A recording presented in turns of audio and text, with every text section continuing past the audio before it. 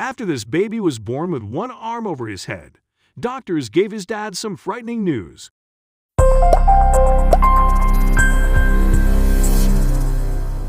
After this baby was born with one arm over his head, doctors gave his dad some frightening news. When doctors told Ben Ryan that his newborn son Sol's arm was seriously injured, he was understandably devastated. In an instant, he saw all the things that he imagined him doing together slip away. But thanks to his innovative idea, Sol might be able to make his father's dream come true. After all, Ben and his partner, Kate Smith, live on the island of Anglesey in Wales. He worked as a psychology lecturer at a university, while Kate was a medical recruitment officer. However, in March 2015, everything changed. After the birth of their first child, their baby, a boy, was born on the day of a solar eclipse. As a result, his parents decided to name him Sol. Kate had problematic labor, and Sol was born with his left arm lifted above his head. Little Sol consequently developed complications. Then, when doctors detected a blood clot near his elbow, surgeons had to amputate the lower arm and watch their son suffer. This ordeal, at an early stage, had a profound effect on Ben and Kate. Sol was our first baby, so to be told he had to have his arm amputated at 10 days old was terrible. We were in a very black place, Ben told the Daily Mail in March 2017. I kept thinking he'd never be able to box or play guitar. All the things I'd done as a kid, his parents were adamant that Sol's disability wouldn't stop him from doing anything. However, their son wouldn't be able to get a functional prosthetic arm until he was a year old, and for his dad, that simply wasn't good enough.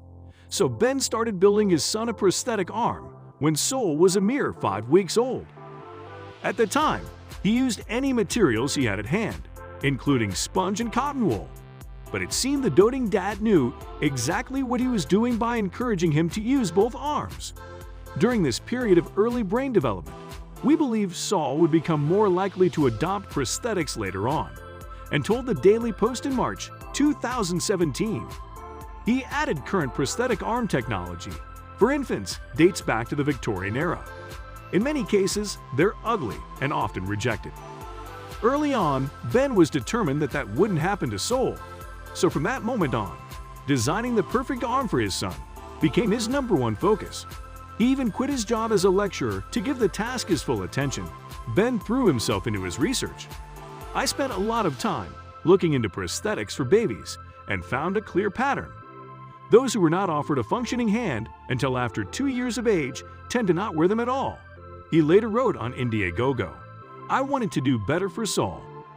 So with a little help from his dad and brother, Ben began working on a prototype using copper piping and plumbing paraphernalia.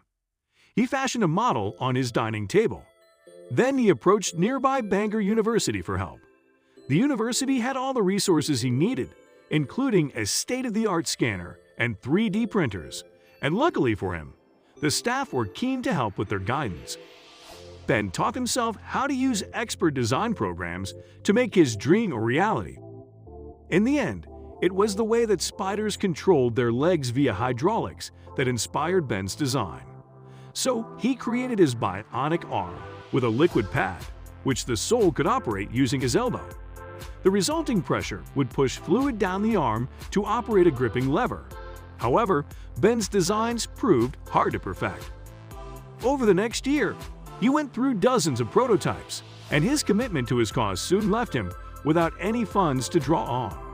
As a result, Ben turned to a crowdfunding site to help him complete his project. Yes, the lecturer turned designer went to Indiegogo to ask for an investment of $162, and his stated aim was to take his finished design to a wider market.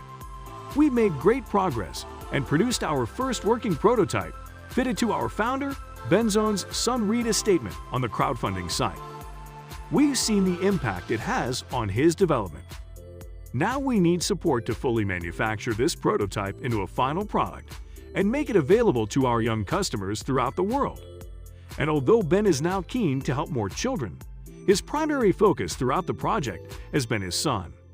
For me, the driving force has always been Sol. He's nearly 2 now and loves reading books, But even doing something as simple as turning a page is difficult because the book slides off his knee, he told the Daily Mail.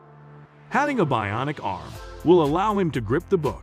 It's that simple, Ben added. At the moment, he wears my prototype. Occasionally, I won't let him wear it all the time until we put it through all the correct medical trials and tests. But I know this prosthetic has the potential to revolutionize the lives of millions of children and babies born without limbs in the future.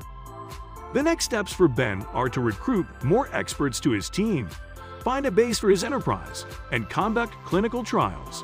He's also working with Autodesk, a software company that has made prosthetic limbs for Paralympic athletes. Autodesk designer Paul So. He has described Ben's work as amazing and inspiring. It could also be said that Ben is simply a father determined to give his son the best possible start in life. Thanks to his technology, his child will hopefully be able to grasp any dream he has insight into, and in turn, he will hopefully help a whole new generation of children like Soul achieve theirs too.